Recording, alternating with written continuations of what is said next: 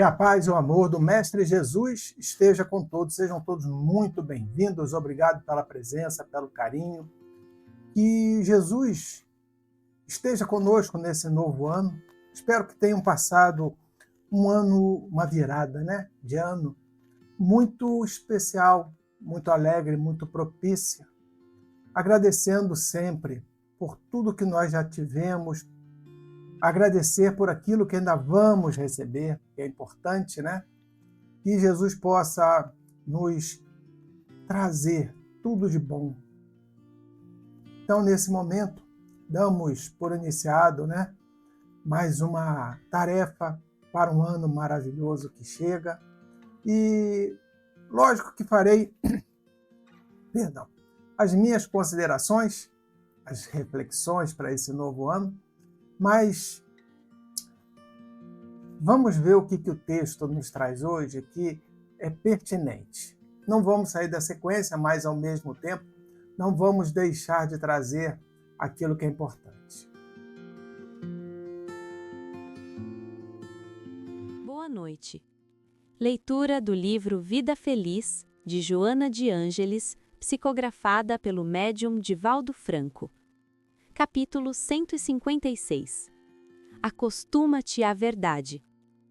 O hábito da mentira branca, também chamada inocente ou social, levar-te-á às graves, empurrando-te para o lodaçal da calúnia e da maledicência frequente.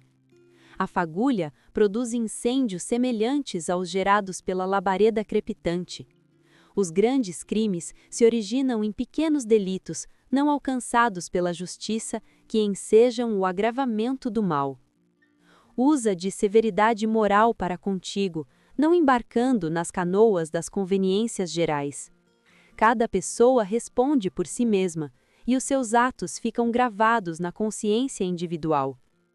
Sê tu mesmo, em constante progresso moral.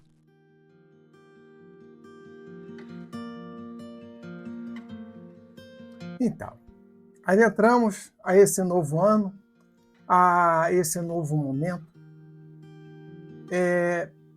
Eu sei que o que eu vou falar não tem uma visão tão espiritual, mas se formos olhar no ponto que nos traz a essa reflexão, nós vemos que o ano virou, mas é mais a sequência. Era uma quarta, passou por uma quinta, passou para uma sexta e assim por diante. O boleto que estava vencendo lá na terça-feira, na quarta, continua vencendo na sexta, vai vencer na segunda. Se olharmos por esse modo determinístico, nós vamos ver que não existe esse negócio de ano novo, de coisas novas. Não. Ou será que não? Nós não podemos reduzir o ser humano ou a capacidade humana a uma lógica puramente racional. Nós somos um conglomerado de instâncias, entre elas natureza espiritual, a natureza emocional, a natureza física e entre vários outros grandes conglomerados. São inúmeras instâncias dentro de nós que nos fazem ser quem somos. Nos trazem exatamente a esse momento que nós estamos. O Espiritismo nos diz que nós vivemos vidas consecutivas através de uma reencarnação ou de reencarnações.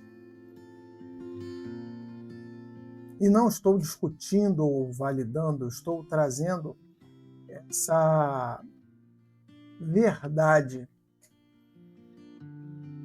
Se nós encararmos uma virada de ano como se fosse realmente uma data simples do calendário, se formos racionalizar de uma maneira fria e contundente, o que não está errado, tá? O que não está errado. Mas não condiz com o ser humano. Não é profundidade humana. Por que não? Porque nós somos também como já o próprio apóstolo Paulo nos trouxe, que nós temos inúmeras, né? Corpos invisíveis, amigos invisíveis em torno de nós. Nós somos cercados, né, por testemunhas invisíveis. Isso quer dizer que nós participamos também de mundos alternativos. Que mundos são esses? O mundo dos espíritos. Que de alternativo não tem nada. É alternativo para nós na matéria, mas a bendito, né, por todos os espíritos é a nossa verdadeira vida. A que nós vivemos aqui é uma transitória. A verdadeira vida é a espiritual. Mas para nós na matéria, com a consciência que nós já temos, é esse mundo alternativo, esse mundo que nós não sabemos tão bem assim. Não conhecemos os nossos passados.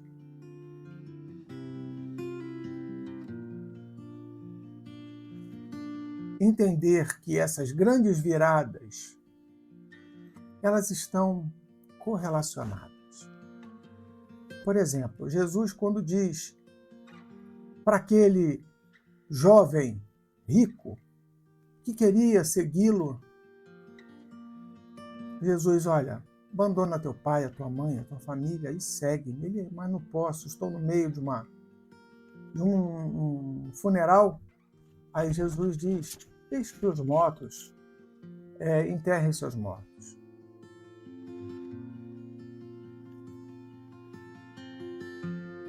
Jesus estava ali desprezando aquele irmão que estava sendo velado? Não. Jesus diz para aquele irmão, e assim diz para cada um de nós: a matéria tem o seu tempo. Temos que usufruir, tirar dela tudo aquilo que é importante para nós, mas não devemos nos apegar a ela. Que nós possamos mudar. Olha, mudanças.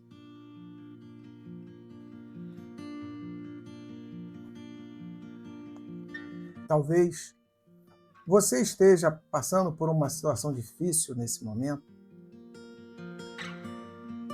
Me lembro bem claramente quando, nos meus diagnósticos, fui descobrindo, né, os problemas que eu tinha.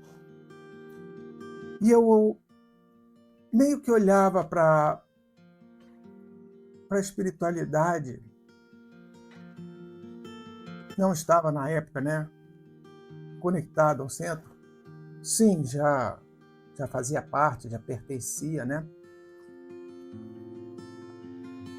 no meu passado, mas naquele momento em que fazia essas descobertas, eu não estava frequentando a casa, não estava interligado, a espiritualidade estava muito preguiçosa. E eu reclamava com Deus, o que eu fiz para merecer o que eu estava passando.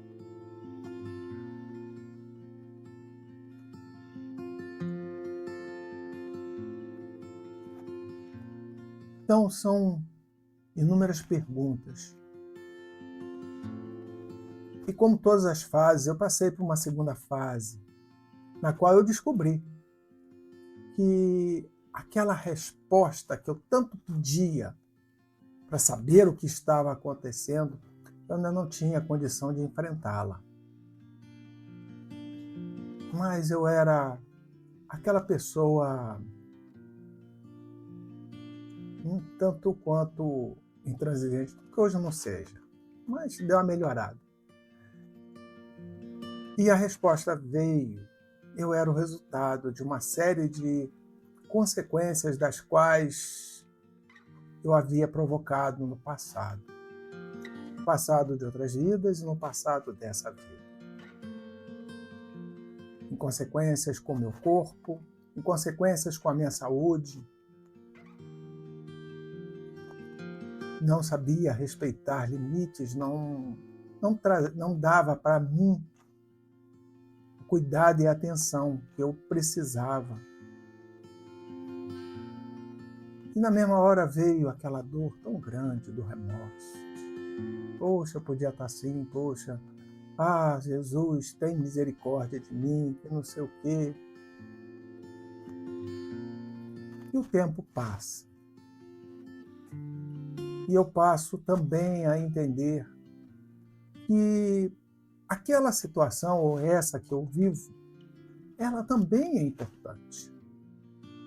Saber viver com os limites, saber que eu não sou mais capaz de fazer aquilo que eu fazia, saber que eu não posso ir mais aonde eu ia, desfrutar daquilo que eu desfrutava, de viver determinadas situações que eu vivia, ser limitado em determinadas coisas,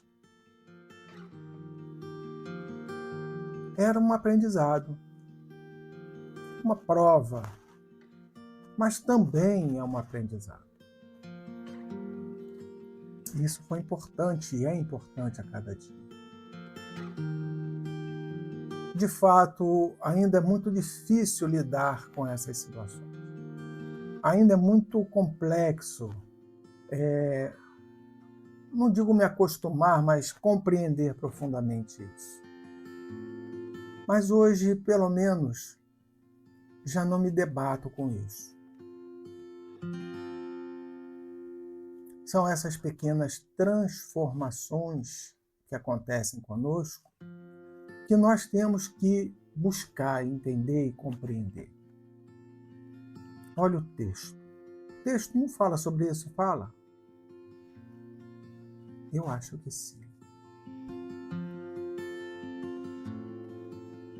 Quantas vezes nós nos enganamos, mentimos para nós mesmos? Quantas vezes eu menti para mim? Eu era bom. Por que Deus faz isso comigo? Eu sei que eu não sou uma pessoa tão boa assim, mas eu realmente preciso passar por isso? São aquelas mentiras dentro de nós que nos gritam a alma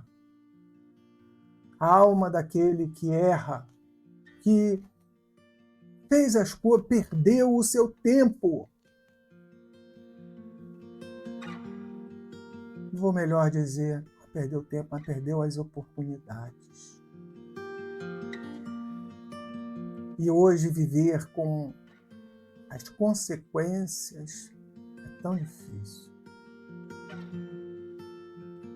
É tão doloroso. Por isso que o texto inicia: acostuma-te à verdade. E o texto nos diz que existem, as famosas mentiras brancas, mentiras sociais, a mentirinha que renova, consola.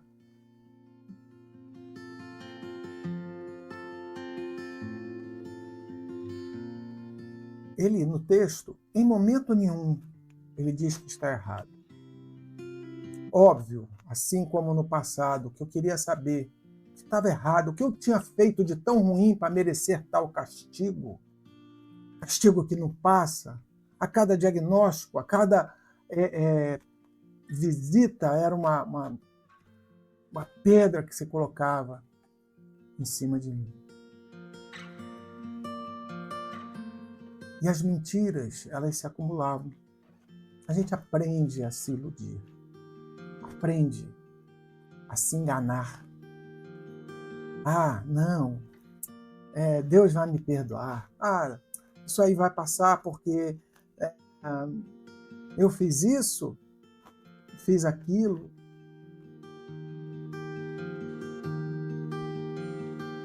O problema é quando nós utilizamos tanto desse recurso e nós passamos a acreditar nele. E passamos a enganar as pessoas com ele. Não, mas eu não falei para não atrapalhar, não sei o quê. Tem certeza?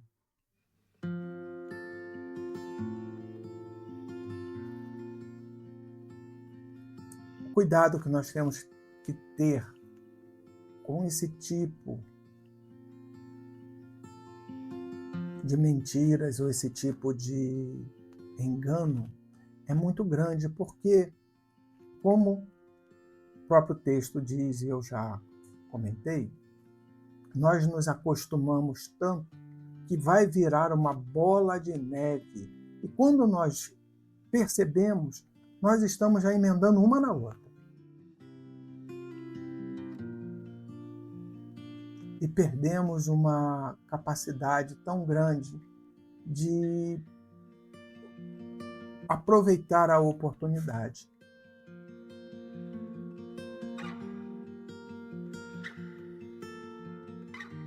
Então, olha a frase no texto que é tão importante, tão interessante, que uma fagulha produz um incêndio semelhante ao da labareda. Então, uma pequena mentira, dita num contexto, ela pode gerar algo tão ruim. Me diga você, eu sei quanto a mim, mas me diga você, quantas vezes você já não repetiu a frase: ah, mas não era isso que eu queria, ou não foi isso que eu quis dizer, ah, fulano entendeu errado, ah, eu não contei isso para poder não machucar mais. Não que nós tenhamos que machucar as pessoas ou colocá-las em situação difícil, mas também temos que saber falar determinadas coisas sem machucar. Por isso que aquela nobre frase: quando não tiver nada de bom para dizer de alguém, cala-te. Como eu falei para vocês, quando eu pedia tanto para a espiritualidade me dizer o que eu tinha feito, eles se calavam, porque não estava preparado para ouvir o que tinha que ouvir.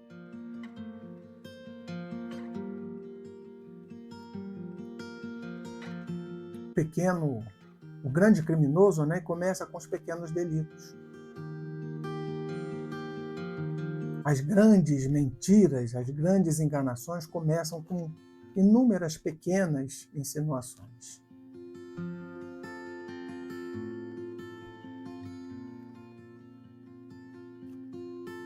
A Joana, ela nos chama aqui para uma severidade moral.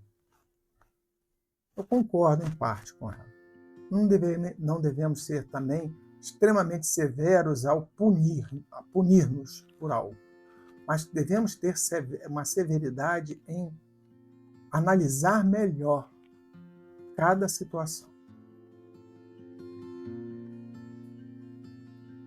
Lembre-se, quando nós formos chamados ao testemunho, não precisa ser no mundo espiritual não, aqui mesmo. Quando nós somos encarados com a verdade, nós não temos como dizer, foi fulano, beltrano, ciclano. A responsabilidade é nossa. Nós é que vamos ter que arcar com elas. É da nossa consciência para nós mesmos. Então nós temos que manter essa força mental, essa força moral para evitar esses pequenos deslizes, para viver bem conosco mesmo. Por isso que aquela frase lá no alto do centro, naquela viga, embora amargamente, mas alegre sempre. Embora com dores no corpo, na alma, mas alegres por estarmos seguindo nesse caminho, fortalecidos, caminhando juntos, perdoando e amando, compreendendo, ajudando, fortalecendo. Não somos guerreiros da verdade, não estamos aqui para dizer quem está certo ou quem está errado, não estamos aqui para puxar orelhas. Negativo.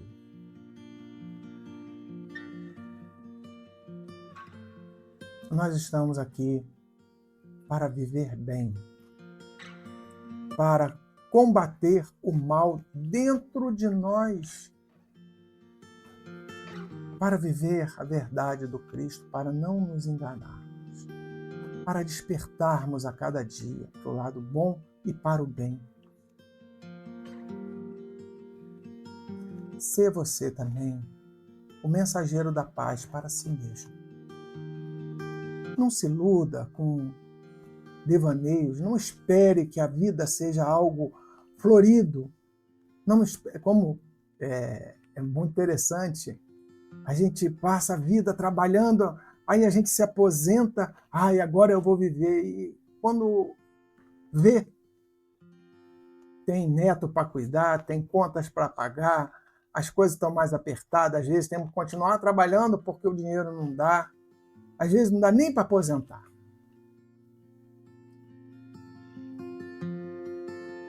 Mas não quer dizer que nós não possamos, nesse tempo, aproveitar a vida, aproveitar os momentos, nos preparar para as adversidades, aceitar as dificuldades,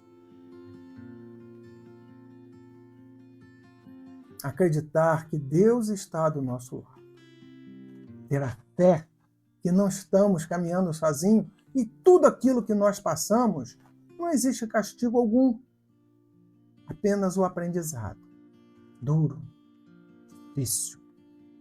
E aos nossos olhos, só aos nossos olhos, cruéis. Me lembro muito de Vicente, contando a história de uma senhora cuja filha, batia nela, chutava. E o pessoal naquela fila via aquela cena horrorizado. Vê se pode um negócio desse.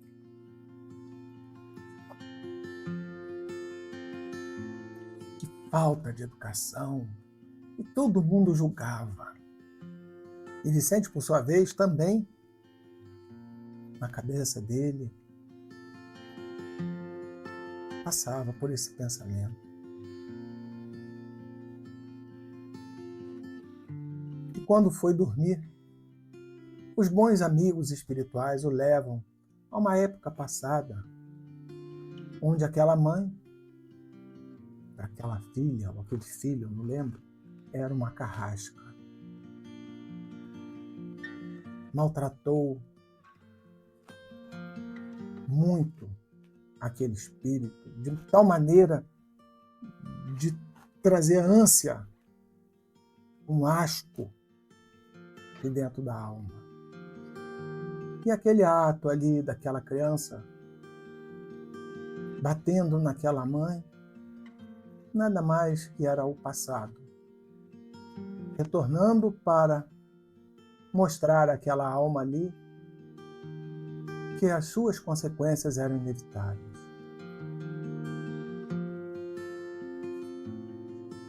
Mas a vida não é só crime e castigo, não é só culpa, punição. É saber que tudo acontece por algo benéfico.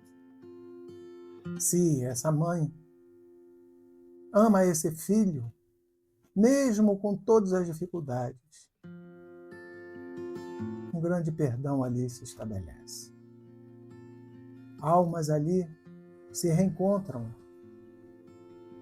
e grandes problemas do futuro são resolvidos. Então vejam, diante de uma dificuldade tão grande, as oportunidades de se libertar. Se hoje você passa por um problema financeiro, um problema emocional, dores familiares, dores físicas, próprio corpo, Deus dizendo a você que há uma oportunidade de aprendizado nisso. Que a sua revolta, sua tristeza, sua raiva, sua mágoa, sua indignação, nada vai resolver. Pelo contrário, a sua compreensão é que vai determinar que grandes problemas futuros sejam resolvidos agora. Que o retorno ao mundo espiritual será glorioso, conforme a forma com que enfrenta os problemas. Não é desistir, não é se entregar, não é sofrer alegremente, mas é compreender o motivo da dor e viver da melhor maneira possível. Se esforçar cada vez mais.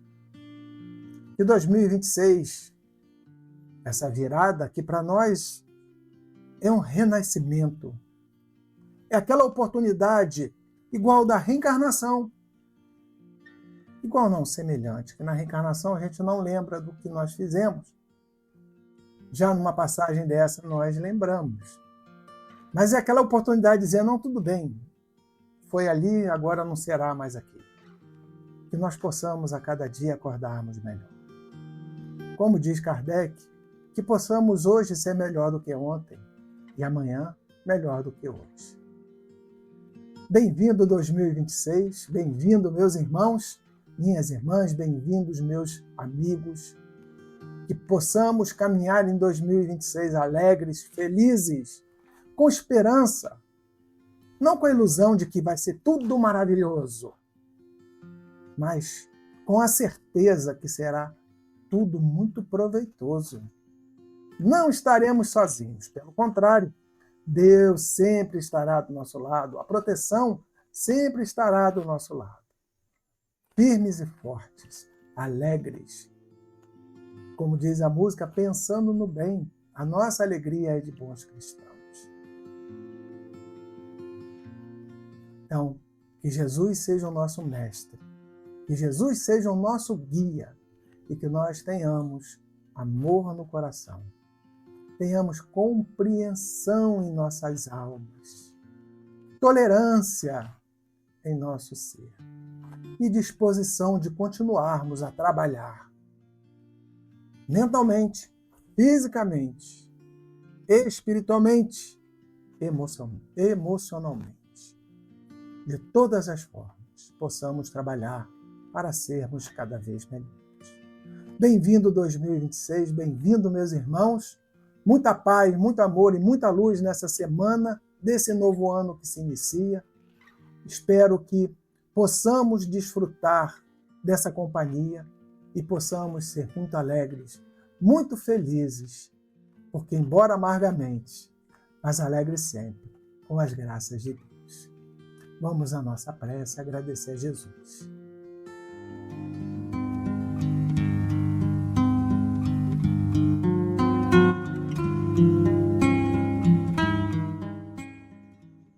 Amado Mestre Jesus, obrigado pelo ano de 2025. Obrigado por esse amor que nos reuniu, que nos uniu, que nos trouxe até aqui, que nos provocou e nos fez ser o que somos. Ah, Senhor, como fostes bom para todos nós. Que as dores, os problemas, as dificuldades que enfrentamos agora sejam breves, sejam passageiras, Senhor. Nós vos pedimos que tenha misericórdia de cada um de nós, que nos ajude a vencer, que nos ajude a enfrentar, a passar por todas essas dificuldades. Que o vosso amor, a vossa paz, a vossa luz seja sempre conosco. Ilumina-nos, Senhor, fortalece-nos, nos dê o bom ânimo para que tudo que venha a nos suceder seja sempre pelo amor de Deus. Muita paz, muito amor, muito carinho, muita vida, muita prosperidade, tudo de melhor na vida de cada um. É o que de coração eu desejo a todos nós. Muitas bênçãos, meus irmãos. Que assim seja e graças a Deus.